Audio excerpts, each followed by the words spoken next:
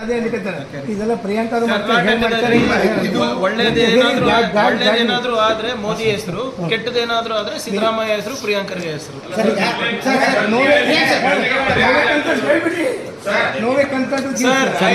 District incharge minister maintaining ಲಾ sir, ಜಿಲ್ಲೆ ಒಳಗ ಪದೇ ಪದೇ ಇಂಥ ಘಟನೆಗಳಾಗ್ತಿದಾವೆ. ಯಾಕೆ ಸರ್ ಲ್ಯಾಂಡ್ ಆರ್ಡರ್ ಕಂಟ್ರೋಲ್ ಮಾಡಕ್ ಆಗ್ತಾ ಇಲ್ವಾ ಸರ್? ನೋಡಿ, ಹಾಗೇನೋ ಇದು ಮೊದಲೇ ಬಾರಿ ಹಿಂಗ ಆಗ್ತಾ ಇದೆ. ಯಾರು ಮಾಡ್ತಾ ಇದ್ದಾರೆ ಈಗ ನೋಡಿ, ಬಸವಣ್ಣ ಮೂರ್ತಿ ಎಲ್ಲಾನು ಲಿಂಕ್ ಎಲ್ಲದಕ್ಕೂ ಮಾಡಬೇಡಿ. ಈಗ ಎಕ್ಸಾಂಪಲ್ ಬಸವ ಮೂರ್ತಿಗೆ ಆಗಿರೋದು ಯಾರೋ ಅದು 1-2 ಸರಿ ಆಗಿರೋದು ಚಿತ್ತಾಪುರನಲ್ಲಿ, ಮುದ್ಗಾನಲ್ಲಿ ಅವನೇನೋ ಯಾವಾಗ್ಲೂ ಕಳುವು ಮಾಡೋನೇ ಇದ್ದ, ಅಂದ್ರೆ ನಿಧಿ ಹುಡುಕವನು ಯಾರೋ ಇದ್ದ. ಅದಕ್ಕೆ ಮತ್ತೆ ಇದಕ್ಕೆ ಹೆಂಗ್ ಕಂಪೇರ್?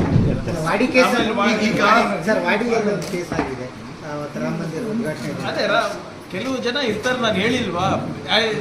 ಆಮೇಲೆ ಇವ್ರಿಗೆ ಪ್ರಚೋದನೆ ಕೊಡೋರು ಯಾರು? ಎಲ್ಲ ಬಿಟ್ಟು ವಾಡಿಗೆ ಯಾಕೆ ಹೋಗ್ತಾರೆ ಕೆಲವು ಜನಪ್ರತಿನಿಧಿಗಳು? 9 ತಾಲೂಕಿದೆ ಪಾರ್ಲಿಮೆಂಟ್ನಲ್ಲಿ, ಎಲ್ಲ ಬಿಟ್ಟು ವಾಡಿಗೆ ಹೋಗ್ತಾರಲ್ಲ ಎಲ್ಲರೂ. ಬಹಳ ಪ್ರೀತಿ ಇದೆ ಅಂತ ಅಲ್ಲಿ ಹೋಗಿ. 1 ನಿಮಿಷ ಸರ್, ಅವತ್ತು ಒಳ್ಳೆ ದಿನ ಅಲ್ವಾ? ಅಯೋಧ್ಯೆಯಿಂದ ಹಿಡ್ಕೊಂಡು ಎಲ್ಲ ಕಡೆನೂ ಆಚರಣೆ ನಡೀತಾ ಇದೆ ಅಲ್ಲ, ಅಲ್ಲಿ ಹೋಗ್ಬಿಟ್ಟು ನಮ್ಮ ವಿರುದ್ಧ ಘೋಷಣೆ ಕೂಡ ಕೂಗೋದು, DK ಶಿವಕುಮಾರ್ ಅವ್ರ ವಿರುದ್ಧ ಘೋಷಣೆ ಕೂಗೋದು, ಸಿದ್ದರಾಮಯ್ಯ ಅವ್ರ ವಿರುದ್ಧ ಘೋಷಣೆ ಕೂಗೋದು ಅಗತ್ಯ ಏನಿತ್ತು? ಯಾರಿಗೋಸ್ಕರ ಪ್ರಚೋದನೆ ಮಾಡ್ತಾ ಇದ್ರು? ಎಲ್ಲೂ ಏನೂ ನಡೆದಿಲ್ಲ, ಎಲ್ಲೂ ಪ್ರಾಬ್ಲಮ್ ಇಲ್ಲ, ಯಾಕೆ ವಾಡಿನಲ್ಲೇ ಹೋಗಿ ಮಾಡ್ತಾರೆ ಇವರೆಲ್ಲ? ನನ್ನ ಮೇಲೆ ಎಷ್ಟು ಪ್ರೀತಿ ಇದೆ ಅಂತ ತೋರಿಸುತ್ತೆ ಅಷ್ಟೇ. ಮತ್ತೆ 4-5 ಜನ ಯಾರು ಮಾಡಿದ್ದಾರೆ, ಕಾರಣಭೂತರು ಯಾರು ಇದ್ದಾರೆ, ಅವ್ರು ಬಂಧಿಸಿದ್ದೀವಿ. ಈಗ ಬಾಬಾ ಸಾಹೇಬ್ ಅಂಬೇಡ್ಕರ್ ಅವರ ಪುತ್ಲಿ ಇರ್ಬೋದು ಅಥವಾ ಬಸವಣ್ಣ ಅವ್ರ ಪುತ್ಲಿ ಇರ್ಬೋದು, ಮಾಡ್ತಾರೆ. ಆದರೆ ಮನುವಾದಿಗಳೇ ಇರ್ತಾರೆ. ಮನುವಾದಿಗಳು ಯಾವ ಪಕ್ಷ ಇದ್ರೆ ಏನು, ಮನುವಾದ ಅಂತ ಅಷ್ಟೇ. ಈಗ ಸರ್, ಅಲ್ಲಿ ಯಾರನ್ನು ಫಿಟ್ ಮಾಡಿದ್ದಾರೆ ಅನ್ನುವಂಥ ಚರ್ಚೆ ಕೂಡ ಶುರುವಾಗಿರುವಂಥದ್ದು. ಈಗ ತಮಗೆ ನಾವು ಅದನ್ನೇ ಹೇಳಿದ್ದು, ನಾವು ಸೈಂಟಿಫಿಕ್ ಇನ್ವೆಸ್ಟಿಗೇಷನ್ ಮಾಡಿದ್ದು. ಡಾಕ್ ಸ್ಕ್ವಾಡ್ ಎಲ್ಲ ಸ್ಪಾಟ್ಗೆ ವಿಸಿಟ್ ಮಾಡಿತ್ತು. ಡಾಕ್ ಸ್ಕ್ವಾಡು ನಮಗೆ ಒಳ್ಳೆ ಕ್ಲೂ ಕೊಟ್ಟಿದೆ. ಅದಲ್ಲದೆ ನಮಗೆ ಇನ್ಫಾರ್ಮೇಷನ್ ಇತ್ತು, ಮತ್ತು ಕೆಲವು ಇಂಟ್ರೋಗೇಷನ್ಸ್ಗಳನ್ನೂ ಕೂಡ ನಾವು ಮಾಡಿದ್ವು. ಹಾಗಾಗಿ ನಾವು ಅದನ್ನು ಬೇಗ ಈ ಕೇಸನ್ನು ಪತ್ತೆ ಹಚ್ಚೋಕ್ಕೆ ಸಾಧ್ಯ ಆಯಿತು. ಯಾಕಂದರೆ ನಾವು ಸ್ಪೆಷಲಾಗಿ 3 ಟೀಮನ್ನು ಅದಕ್ಕೋಸ್ಕರ 3 ಜನ ಇನ್ಸ್ಪೆಕ್ಟ್ರು guided by ACP and guided by DCP ಮಾಡಿದರು. ಆಲ್ಮೋಸ್ಟ್ ಅವರು ನಿನ್ನೆ ಇನ್ಸಿಡೆಂಟ್ ಆಗ್ತಿದ್ದಂಗೆ ಅದು ಸ್ವಲ್ಪ ಹೊತ್ತು ಅಲ್ಲಿ ಅವ್ರ ಲಿಮಿಟ್ಸ್, ಯೂನಿವರ್ಸಿಟಿ ಲಿಮಿಟ್ಸಲ್ಲಿ ಲ್ಯಾಂಡ್ ಆರ್ಡರ್ ಪ್ರಾಬ್ಲಮ್ ಆ ಕಡೆ ಸೈಡ್ ಕ್ಲಿಯರ್ ಆಗ್ತಿದ್ದಂಗೆ ಅವರು ಕಂಪ್ಲೀಟ್ ನಿನ್ನೆ ಆಲ್ಮೋಸ್ಟ್ ಒಂದು 14 to 18 ಅವರ್ಸು ಕಂಪ್ಲೀಟ್ ಇನ್ವೆಸ್ಟಿಗೇಷನ್ ಇದೆ. ಎಲ್ಲ ಮಾಡಿದ ಮೇಲೆ ನಾನು ಕೂಡ ನಿನ್ನೆ ನೈಟು ಆಲ್ಮೋಸ್ಟ್ ಬಂತಿದ್ದಂಗೆ ಸ್ಪಾಟ್ ವಿಸಿಟ್ ಮಾಡಿ ನಮ್ಮ ಆಫೀಸರ್ಸ್ಗೆಲ್ಲ ಡಿಸ್ಕಷನ್ ಮಾಡಿ ಅವ್ರಿಗೆ ನಾವು ಗೈಡ್ ಮಾಡಿ ಅವ್ರ ಜೊತೆ ಫೀಡ್ಬ್ಯಾಕ್ ತೊಗೊಂಡು we have regularise the accused and on proper evidence. ಈ ಚೀಟಿ ಬರ್ತಲ್ಲಿ ನೀರಿನ ಕ್ಯಾನ್ ತೊಗೊಂಡು ಬರ್ತಿತ್ತು ಸರ್, ಆ ಕ್ಯಾನ್ಗಳನ್ನು ಬಿಸಾಕ್ತಾರೆ. ಅಂದರೆ ಸಣ್ಣ ಸಣ್ಣ ಇನ್ಸಿಡೆಂಟ್ಗಳು ಸರ್, ಎಲ್ಲೋ ಒಂದು ಹೇಳ್ಬಿಟ್ಟು ನಾನು ಹೇಳ್ದಂಗೆ ಇಂಥ ಸನ್ನಿವೇಶಗಳಲ್ಲಿ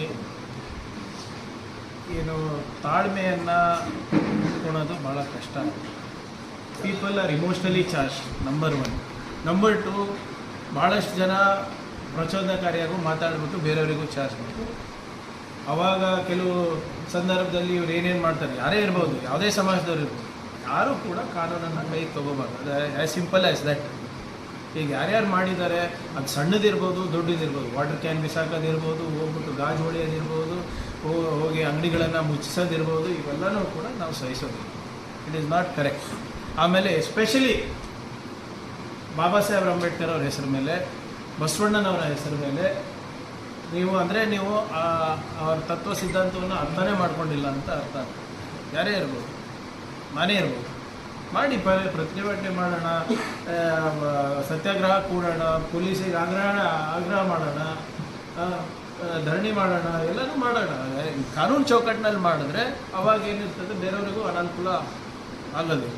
but what ever it is, we are evaluating. ನಾವು ಹೇಳಿದಾಗೆ ನಮ್ಮ ಫಸ್ಟ್ ಪ್ರಯಾರಿಟಿ ಯಾರು ತಪ್ಪಿದ್ದಾರೆ ಅವರಿಗೆ ಬಂಧಿಸೋದು. ಎರಡನೇದು ಯಾರ್ದಾರ್ದು ಇದು ಏನು ನಮ್ಮ ಸಿಟಿನಲ್ಲಿ ಏನೇನು ಅನಾಹುತ ಆಗಿದೆ ಅದನ್ನು ಪರಿಶೀಲನೆ ಮಾಡಿಬಿಟ್ಟು ಅದಕ್ಕೂ ಕೂಡ ನಾವು ಲೀಗಲಿ ಏನು ಕ್ರಮ ತಗೋಬೇಕು ಅದನ್ನು ತಗೋತೀವಿ. ಡೈವರ್ಷನ್ ಮಾಡಿ ಒಂದು ರೀತಿಯಿಂದ ಮಾಡ್ತಕ್ಕಂಥ ಒಂದು ಪೋಲರೈಸೇಷನ್ ಪಾಲಿಟಿಕ್ಸ್ ಮಾಡ್ತಕ್ಕಂಥ ಒಂದು ಪ್ರಯತ್ನ ಮಾಡ್ತಾ ಇದ್ದಾರೆ.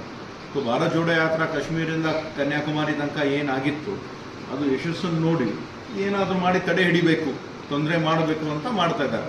ಇವಾಗ ಗುಡಿ ಹೋಗ್ಬೇಕಂದ್ರೂ ಇವತ್ತು ಕೇಂದ್ರ ಸರ್ಕಾರ ಕಡೆಯಿಂದ ಪರ್ಮಿಷನ್ ತಗೊಳ್ಬೇಕಂದ್ರೆ ಎಷ್ಟು ಮಟ್ಟಕ್ಕೆ ಸರಿ ಅಂತ ಇವತ್ತು ಪ್ರತಿಯೊಬ್ಬರು ಇಡೀ ನಮ್ಮ ಭಾರತ ದೇಶವಾಸಿಯವರು ವಿಚಾರ ಮಾಡ್ತಕ್ಕಂಥ ಪ್ರಸಂಗ ಬಂದಿದೆ.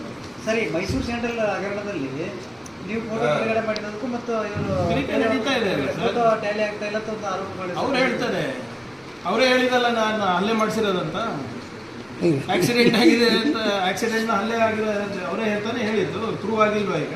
ಅಲ್ಲ, FIR ನಲ್ಲಿ ಬೇರೆ ಹೆಸರಿದೆ ಸರ್, ಅದು ನೀವು ಯಾಕೆ ಚಿಂತೆ ಮಾಡ್ತೀರಿ? ಆಗ್ತದೆ, ಯಾಕೆ ಇದು ಮಾಡ್ತೀರಿ? ಅಲ್ಲ, ಇದು ತೀರಾ ವೈಯಕ್ತಿಕ ಹೋಗಲಿಲ್ಲ. ಅದು ನೀವು ಯಾರೋ ಮಾಧ್ಯಮದವ್ರು ಹಾಕಿದರೆ ಎಲ್ಲ ಇದರಲ್ಲೂ ಕೂಡ ಎಲ್ಲ ಮೊನ್ನೆ ಬೆಳಗಾಂ ಅಧಿವೇಶನದಲ್ಲಿ H. ವಿಶ್ವನಾಥ್ ಅವರು ಒಂದು ಪ್ರಶ್ನೆ ಹಾಕಿದರು. ಅಂದರೆ ನೀವು ಹೇಳಿದಾಗೆ ಯಾವ್ಯಾವ ಇಲಾಖೆಯಲ್ಲಿ ಎಷ್ಟು ಜನ ನಿವೃತ್ತರನ್ನು ನೀವು ತಗೊಂಡಿದ್ದೀರಿ, ಅಂದರೆ ಅಡ್ವೈಸರ್ಸ್ ಆಗಿರ್ಬೋದು, ಬೇರೆ ರೀತಿಯಲ್ಲಿರ್ಬೋದು ತಗೊಂಡಿದ್ದೀರಾ ಅಂತ ಅವ್ರು ಪ್ರಶ್ನೆ ಹಾಕಿದ್ರು. ಅವಾಗಲೇ ಒಂದು ಪತ್ರನೂ ಕೂಡ ಬರೆದಿದ್ರು.